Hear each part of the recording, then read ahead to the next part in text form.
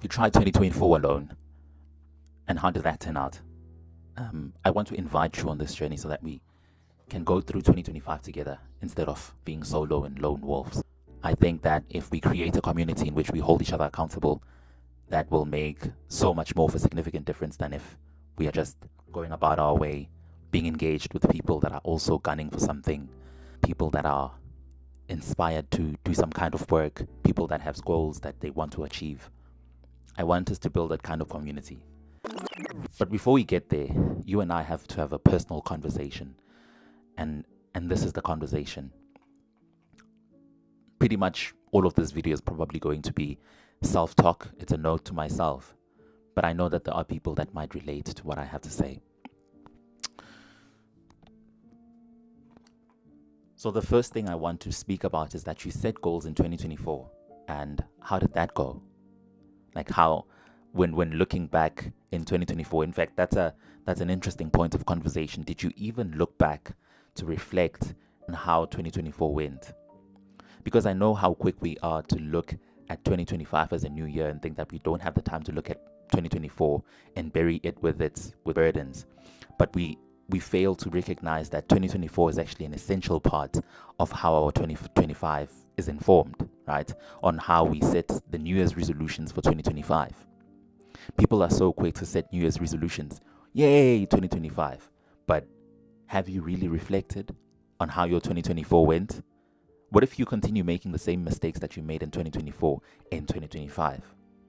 Well, the reason you do that is because you haven't really reflected on your 2024. You haven't sat down with yourself and faced some uncomfortable truths about things that you need to change in your life, about things that you need to make a difference in, about things that you need to maybe stop engaging in, about certain things that you maybe need to start doing. But that's only that's a revelation that only comes when you sit down, and do that arduous task of speaking to yourself, that arduous task of writing down things about yourself and being honest with yourself. Okay? So if you set New Year's resolutions but have not reflected in 2024, I don't know what your expectation is, but as in a match of any sport you can think of, if a team gets beat the first time, the next time they come into the match, they want to be prepared. And part of the preparation means looking back at how they performed in the previous match, what mistakes they made, what they can do better the next time, and then coming back with a new and informed purpose. They are not coming back uninformed and just looking to win, because goals alone do not make sense. New Year's resolutions should be informed by something that you have done in your past. They have to be informed by what you did in 2024. If you've set goals in 2024 that you achieved, set bigger goals.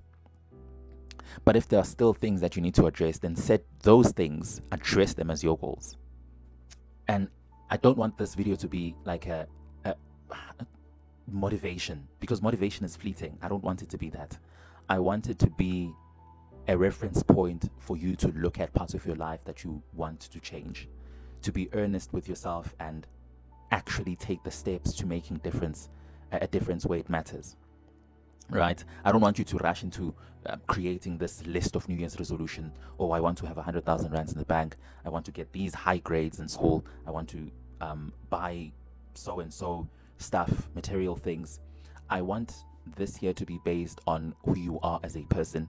I want the goals that you create to be more about your character development, to be more about the person that you want to become, because ultimately that's what matters. Okay? Who you become is what matters. Jim Rohn says that we must set goals not for what we get from them, but for who we become, for who they make of us.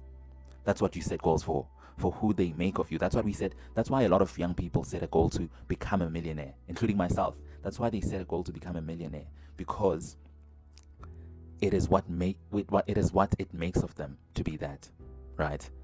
It's not just a feat that you achieve, blindly, without intention. So that's why this year has to be a year of intention.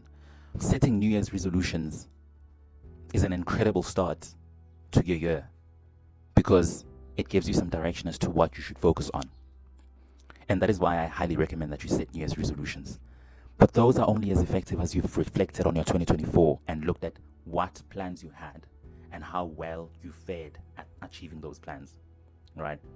You're not just blindly setting New Year's resolutions. You're planning them based on what's happened in the past. What are you trying to work on, right? I know that social media is a massive distraction to you guys, including myself.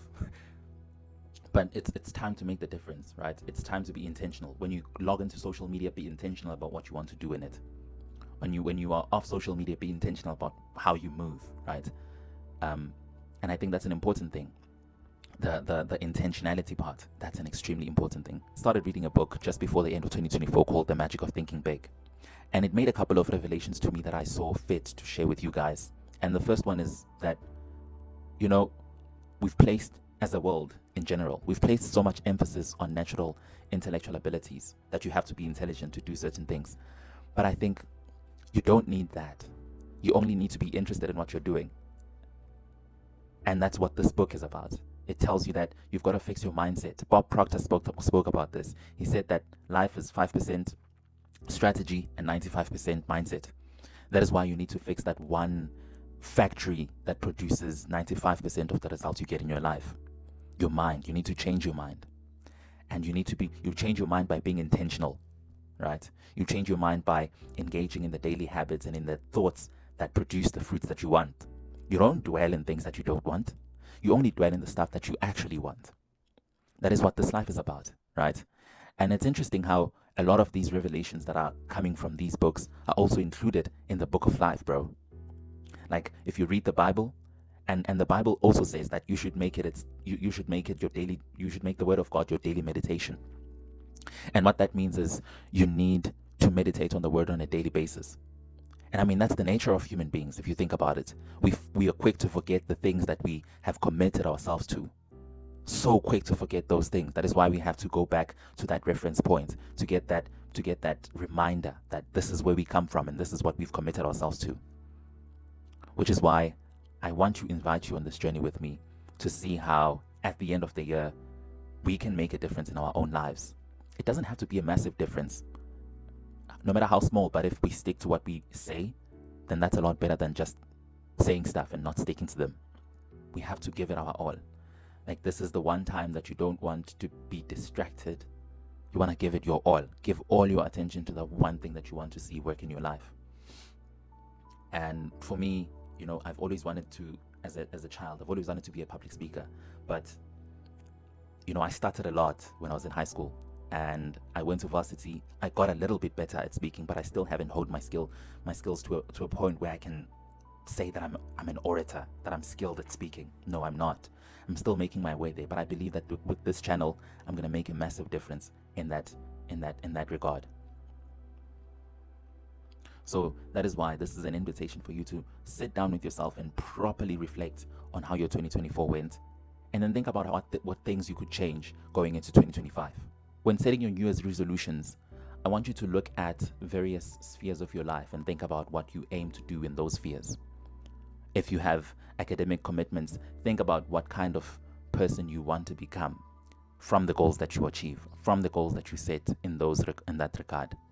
And I know a lot of people want to achieve certain financial goals. Set goals in that regard too. Be so specific that there's a book, I think it's Habakkuk. Is it Habakkuk? I don't know if I'm pronouncing that right. It's Habakkuk 2 verse 2 to 3, I think. It says that you must write down your vision so that he who reads it may run. Something along those lines. I'll look for it. But yeah, write down your vision so crystal clearly about how you want this year to go that someone who reads it can recreate it without you being there. Write it so clearly, right? And I mean, this is my first video on YouTube, so I'm not really expecting for it to perform well. But the thing that matters is that I exert myself in it. Because that's another point, actually, is that when we start doing things, we have such a high expectation of what those things should produce. And when we don't see the result or the expectation, we stop giving in the inputs. And that's one thing you have to think about before you do. Don't just give up because you don't see the outcomes. When you go to the gym, when I started going to the gym like a year ago, but I still don't see the results that much, but I've seen some progress over time. And in the first month of going to the gym, I didn't see anything. I didn't see any difference other than just how I felt. I felt more energized.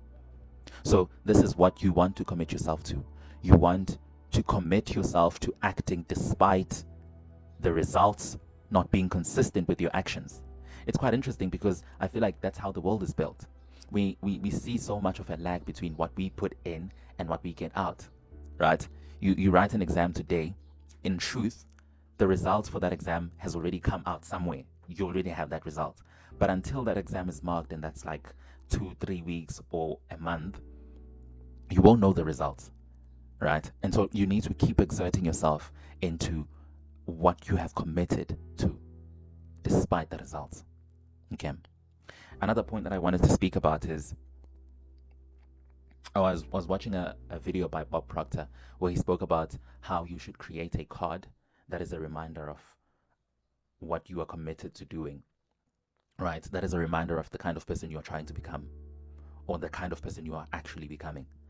And I have my golden card, and I have written on it that I'm God's highest form of creation, that the second point is that I was born rich, so you were born rich.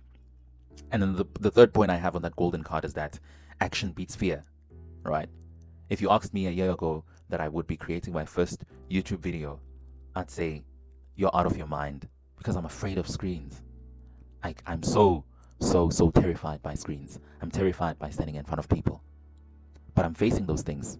And you realize how fear is so exaggerated in the mind. When you start doing something, you question yourself, what exactly were you afraid of so much? So I want you to look at all the things that you fear right now, if they're going to be part of your New Year's resolutions, and specify the actions you need to take in order to beat them, and then commit to taking those actions. I promise you, action beats fear. Action has that effect. So I'm going to share with you a list of some of the New Year's resolutions that I wrote for myself. And the first one is that I want to be more proactive, right? And this comes from, growing up in high school. I used to be that kid, who always got nominated to do stuff because I was school smart. Everyone wanted me to be the one that represents them in a public speaking competition. I had to be the one that represented them in any kind of competition. So whenever there was an opportunity that arose, I would be the immediate point of reference, right? And I think that did more damage than good because now I'm no longer proactive. I can't raise my hand up and take initiative to do things or nominate myself to do stuff because I've had it almost handed to myself for a good bulk of my life. And I mean, you could be a student like that too. You could have been a student like that, or you were the student that was ignored, that was never paid attention to. That is the reason you have to make a difference in your own life, because no one is coming for you, bro. No one is coming to save you. So you need to have that acknowledgement within yourself that if you don't show up for yourself, no one else will. And you need to commit to making your dream work, because if you don't make it work, no one else will. You're the only one who can make it work, but you're also the only person who can destroy it, bro. It's all up to you. It's all up to you. And the second New Year's resolution is that I want to be more articulate. And obviously this comes with starting the YouTube channel and also just wanting to be a public speaker in general. I want to be more articulate, and I'm going to exert myself. I'm going to speak as much as I want. I'm going to reflect on the way I speak. And I'm going to try and see what parts of my speech I can improve on. I'm going to read books on it. But more than reading books, what I need to do is to exert myself in the craft. And the last thing I'm going to leave you with, another New Year's resolution that I have here is that I want to show up 100% in my craft, to give my all in my craft. I'm an accountant, so I want to give my all into that. I want to give my all into that. So that means exerting myself as much as I possibly can. I'm not going to sit on the sidelines. I'm going to make sure that what I want, I get. When a job needs to get done, I get it done. Yeah, and that's just about it for the ones that I'm comfortable sharing online. But I mean, over time, as I get more comfortable, I'll probably share more. The one thing I want to leave you with. How? The one thing that I want to leave you with is that no amount of books, no amount of YouTube videos will ever make a difference in your life. No amount of inspiration, no amount of motivation that you see online will make a difference in your life. And until you decide to take that one step,